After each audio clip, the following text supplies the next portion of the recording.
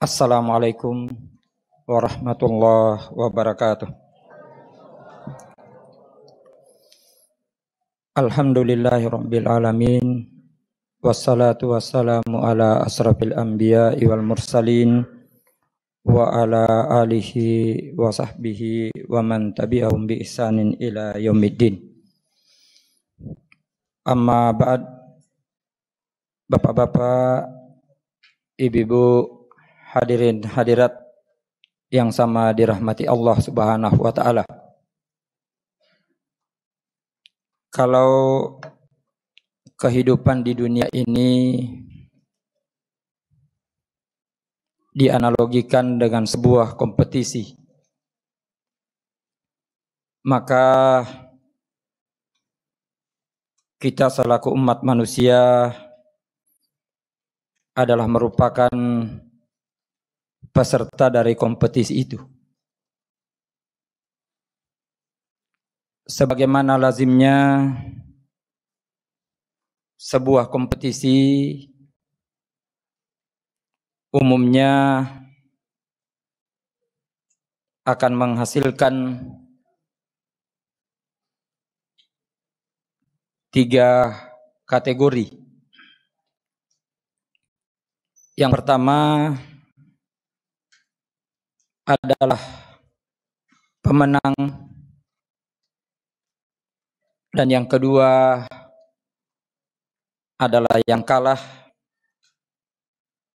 dan yang ketiga adalah orang yang peringkatnya menurun atau terdegradasi. Oleh Allah Subhanahu wa taala, sesungguhnya membuka peluang yang sama kepada setiap orang untuk menjadi pemenang dari kompetisi ini. Dan menariknya, jumlah pemenang tidak dibatasi sebagaimana kompetisi pada umumnya. Siapa saja yang memang memenuhi persyaratan untuk keluar sebagai pemenang, niscaya dia akan mendapatkan ganjaran sesuai yang telah disiapkan untuk itu. Sehingga karenanya tergantung kepada kita masing-masing.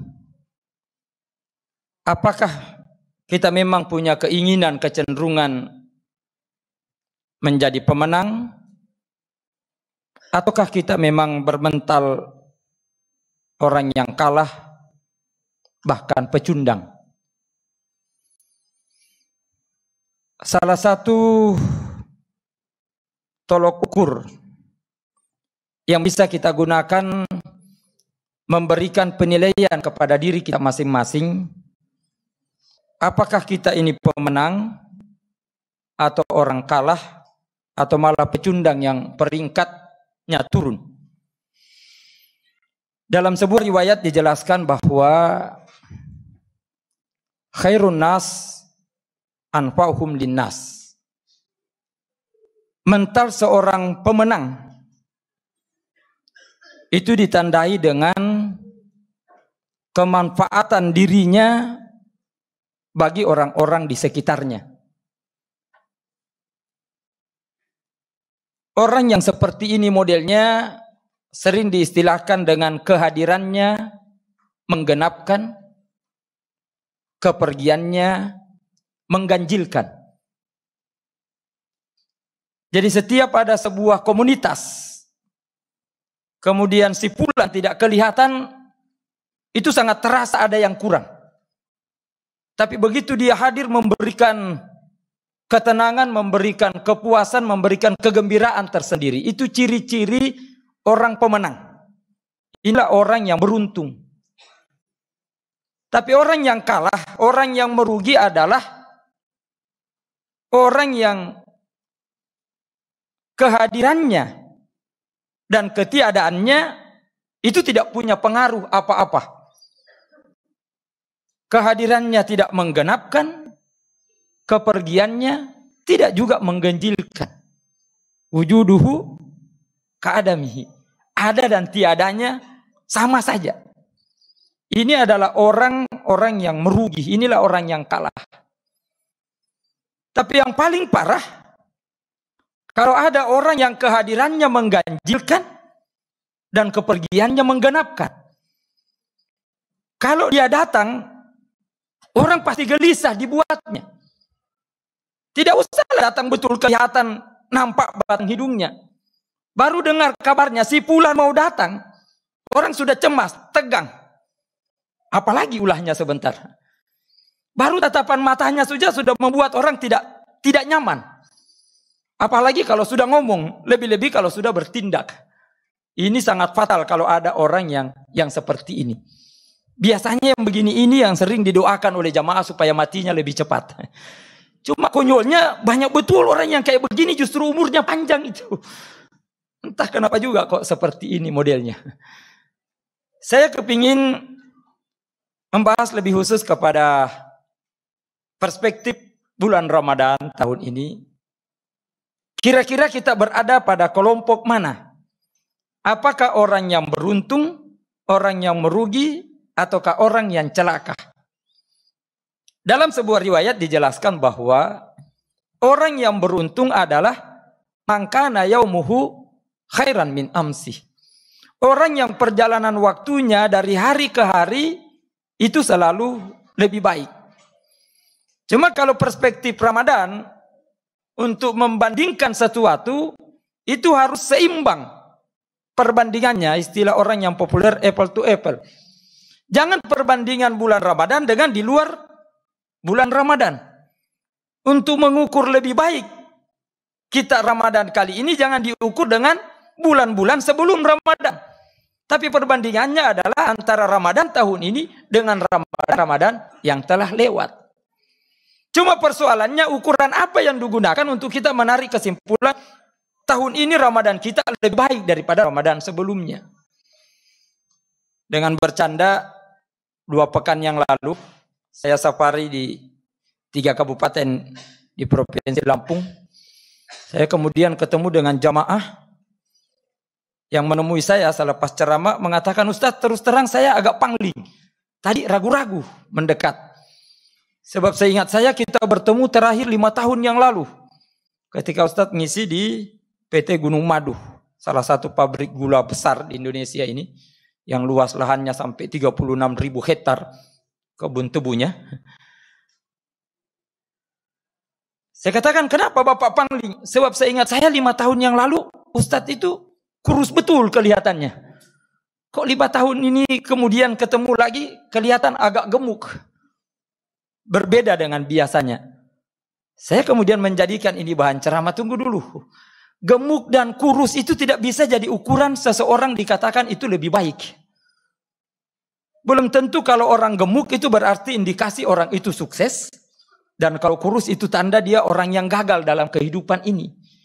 Sebab kenapa? Nyatanya banyak betul orang yang gemuk justru penyakitan. Jadi jangan terlalu sombong ya, terlalu gembira kalau berat badannya kemudian naik. Hati-hati. Umumnya orang yang berat badannya di atas standar rata-rata itu banyak tempat di mana menjadi sasaran penyakit. Tapi kalau begitu kemudian ya kita kurus saja terus, tidak usah gemuk-gemuk. Ya ini juga perlu hati-hati. Orang kurus memang jarang penyakitnya, cuma sekali kena penyakit biasanya langsung mati. Sehingga kita perlu hati-hati menentukan sebuah standar. Tidak bisa kemudian kita kaku dalam menentukan sesuatu. Sama ketika dikatakan salah satu indikasi kesuksesan itu orang kaya. Oh tunggu dulu. Belum tentu orang yang banyak duitnya itu bahagia.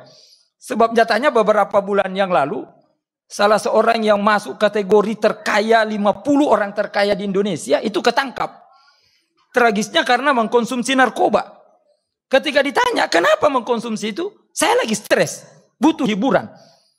Ini menandakan bahwa kekayaan, banyaknya aset, harta yang melimpah itu bukan jaminan seseorang itu bahagia. Tapi kemudian kalau begitu, kita tidak usah serius cari uang. Toh kekayaan bukan jaminan kebahagiaan. Ya tunggu dulu. Benar, memang uang bukan segala-galanya. Tapi hari ini segala-galanya butuh uang. Ya sama dengan yang mengatakan, jangan terlalu serius mencari duit. Toh duit itu tidak dibawa mati. Ya benar, duit tidak dibawa mati. Tapi kalau kita tidak punya duit, perasaan kayak mau mati terus. Sehingga hati-hati gitu dalam menentukan ukuran baik dan tidak baik. Sama kalau dikatakan, saya alhamdulillah meningkat Ramadan tahun ini karena sudah menikah. Ramadan tahun lalu masih bujangan. Oh belum tentu kalau orang menikah dan masih bujang, itu bahagia. Apalagi kalau diukur kebahagiaannya hanya kecantikan, kegagahan. Orang cantik, gagah pasangannya, bukan jaminan kebahagiaan. Cuma kalau dibalik lebih parah lagi. Cantik, gagah saja belum tentu bahagia, apalagi jelek. Siapa yang bisa jamin kalau bisa bahagia? Nah saya mengangkat ini supaya kita jelas tolok ukurnya. Ramadan kita tahun ini dibandingkan Ramadan yang lalu.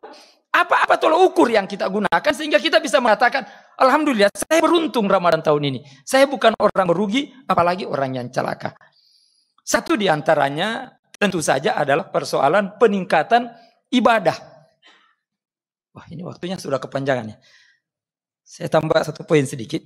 Ibadah salah satu yang perlu menjadi perhatian kita bersama dalam Ramadan ini adalah ibadah sholat. Sholat lebih khusus kepada sholat fardu. Paling tidak ada 5 peluang untuk kita melakukan perbaikan dari sholat fardu yang kita kerjakan. Pada poin yang pertama, bagaimana supaya kita bertekad untuk Ramadan tahun ini. Jangan sampai ada sholat 5 waktu dari subuh sampai isya, di mana kita tidak mengerjakannya kecuali di awal waktu. Ini perlu dibuatkan tekad, jadwal sedemikian rupa. Jangan ada aktivitas, apalagi tertidur, untuk kemudian awal waktu salat terlewatkan. Bagi orang yang sudah terbiasa menjaga ini, perlu ditingkatkan lagi. Di samping salatnya di awal waktu, bagaimana supaya salatnya berjamaah?